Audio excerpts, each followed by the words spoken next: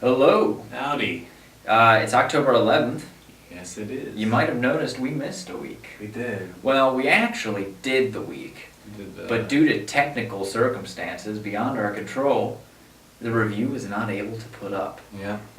The review we did last week was Zombieland. Yes. Just to give a quick overview, we thought it was great. I loved it. I gave it a 4 out of I 5. gave it like a 7 out of 10 or 8 out of 10. So, I think most of you have seen reviews already. We could always go back and review it if you want, but that's our overall review of it. Yeah. This week, however, we're reviewing not Couples Retreat. I'm staying away from that one. I'll wait till TV. It's been doing a lot. It's been doing good. Like, we have But the reviews from other people, because we do look at other people's reviews, are horrible. I mean, money-wise. Money-wise, well, that... Yeah, it's been selling out. Yeah. So we decided to see Paranormal Activity. We had Which, to travel like 5 hours to... Normally we would have, but they actually opened it a lot closer to here. Yeah. We went to a midnight show, added to the creep level. Yeah. It was sold out. Yeah, and we got there just in time. Like we got into the second theater, and then like 5 minutes later, some guy came in and was like, "It's sold out. We can't see it. Gotta go." Even though we had front row seats, Yeah. so it added to the creepiness more. All this creepiness just keeps piling up.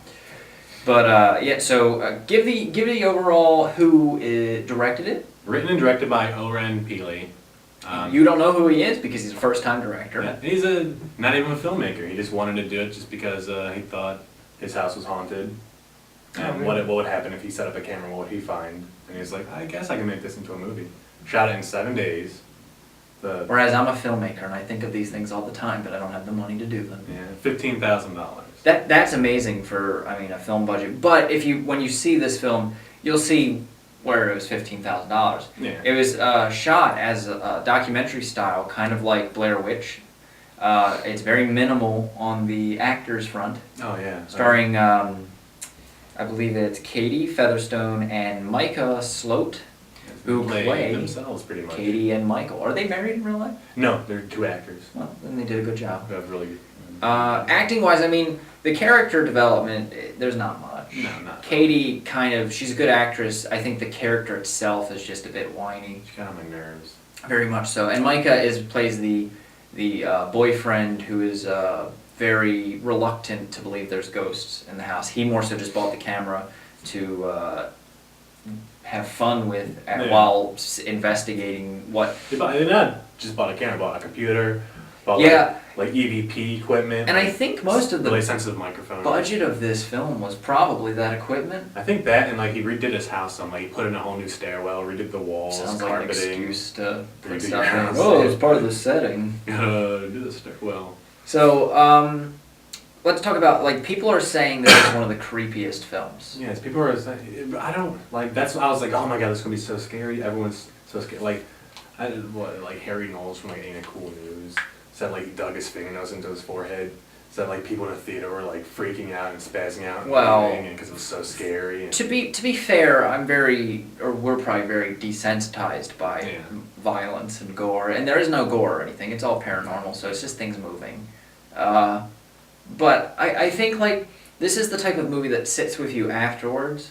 When I watched it, I was laughing. we just made jokes the whole time. I was asked today, what was the audience reaction in the theater we saw it in? And I was like, I think it was laughter, but it could have just been my laughter drowning out everybody else's. I know the people next to me were laughing at our jokes. Well, I talk, not loud, but the guy behind us, I'd hear oh no, oh jeez, whoa, there's a ghost. And I saw a guy through my peripheral down at the end of the jumping and stuff. So I think there was creepy parts in the movie, definitely, but overall, I think the film was. If your imagination lets it be creepy, and it's one of those movies that sits with you afterwards, where it feels very slow. Yeah. But I think the first 20 minutes is just them walking around the house with a camera. But I think it's much more rewarding than, let's say, Blair Witch Project. Yeah. And Cloverfield, I thought there was a lot of build up too. And this. See, I think the scariest movie I've seen in a while is Quarantine. That movie scared me. Really? No, I thought it was really well done. It was scary and creepy without music to build up suspense or anything. Unlike this, anytime something would happen, there'd be a gradual hum that would get louder to let the audience know that something was coming. I liked Quarantine as well. But like I said, if you told me to think of a movie that I thought was legitimately scary, I can't think of. I don't know really what has scared me. There's things that like creep me out. Like I think like, oh, that I wouldn't want that to happen. Yeah. But nothing where I'm like, I can't finish watching this, or something like that. Yeah. But like I said, I think it was very well done. It took 3 years to get to where it is And today. they filmed it back in 2006. Yeah. And it was one of those, they tried selling it. I actually heard that when they tried selling it, you told me most of this Yeah. about how they eventually just gave out free copies, and through the hierarchy of referring, it got to Steven Yeah, Spielberg. it was one of those things like, hey, you gotta watch this. All right, higher up. Hey, you gotta watch, and it eventually got to Steven Spielberg, who watched it at his house. But what I heard today was that, and you told me that they wanted to make it into a bigger movie. Yeah. Like reshoot it, have bigger actors and stuff. I heard that Sarah Michelle Gellar was supposed to play. Really? And I was like, well, she hasn't been in anything in a while. But at the same time, just thinking, once you see this movie, big budget and known actresses and stuff, it would have ruined it. Yeah. I mean, for what it was. But like, I recommend you go see it. I don't know if it would be creepy in your house or not. Maybe if you were alone. Yeah. I was creeped out when I was after here, like after. Well, yeah, because we think our house is haunted. But yeah, I was really, because you guys went to bed and I was just sitting up in the living room. Like, I thought about that. I was like, I wouldn't want to be Anthony right now. Because I wasn't tired. And I was just like, Yeah, I was like, come on, Allie. Thank God I got a girlfriend. We're here right now because the basement's haunted. Yeah. But yeah, so my recommendation, I think 4 out of 5. Yeah. Like I said, it was slow, but overall it sits with you. It's the sitting part, not the sitting and watching, the sitting afterwards. That. I'm gonna give it a 7 out of 10. I'd say see it if it's near you. Don't travel hours to go see it.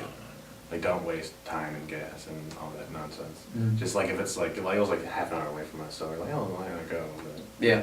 rather than traveling to Georgetown. And next week, Where the Wild Things Are is coming out, as well as The Stepfather. Yep. And What else comes out next week? maybe that's it. But they're the 2 big ones. I feel like there's something else, but just probably Where the Wild Things Are is what we're gonna see. Most likely. Yeah. There's a minute of that on Thursday. Oh, I want to see that. I might have to come up to see it, but I don't want to. No, our theater. It's up at AMC. Oh, okay. Yeah, that works. Yep. Now you know where we'll be. Yes. Really quickly, movie recommendations of the week. I did this last week with Zombieland, but nobody got to see it, so really quick. Beetlejuice on Blu-ray. The picture's a lot better, obviously, but it's basically your DVD transfer as far as special features and all, directed by Tim Burton, starring Michael Keaton, Gina Davis, Alec Baldwin, Winona Ryder. It's one of those movies I just rewatch it all the time. It's really funny. But like I said, you don't have to pick it up on Blu-ray because it's the same exact thing on DVD. I really wish there was a making or something, but definitely one of my favorite movies. I'm gonna go with The New World, directed by Terrence Malick, who did Thin Red Line, starring Christian Bale, Colin Farrell, and Corey Anka Kilcher, first-time actress. She plays Pocahontas. It's Pocahontas and John Davis meeting for the first time. It's a really great movie, kind of long, but all natural lighting. Not that much dialogue. It's a lot of just emotions between them two. Cool. I'd say see it. And if you haven't already checked out... And Christopher Plummer. If you haven't checked out Christopher Plummer.